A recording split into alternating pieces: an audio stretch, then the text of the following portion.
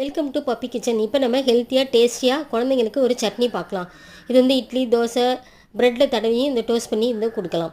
இதுக்கு வந்து கேரட்டு பரங்கிக்காய் முட்டைக்கோசு சவுச்சவ் முள்ளங்கி வந்து எடுத்துக்கிட்டேன். இப்போ இதெல்லாம் கட் பண்ணி வச்சுட்டு அடுத்தது வந்து கடாயில் எண்ணெய் விட்டுட்டு உளுத்தம்பருப்பு போட்டுக்கோங்க. மிளகாய் வந்து நம்ம எடுத்துருக்க காய்க்கு தகுந்த மாதிரி போட்டுட்டு ஒரு ரெண்டு பீஸ் இஞ்சி போட்டுட்டு வெங்காயம் எடுத்துக்கோங்க. அதெல்லாம் நல்லா வதங்கினதுக்கப்புறம் கொஞ்சோண்டு கருவேப்பிலையும் போட்டுட்டு சவுச்சவ் போட்டுக்கோங்க. பரங்கிக்காய் போட்டுருங்க. அடுத்தது வந்து முள்ளங்கி.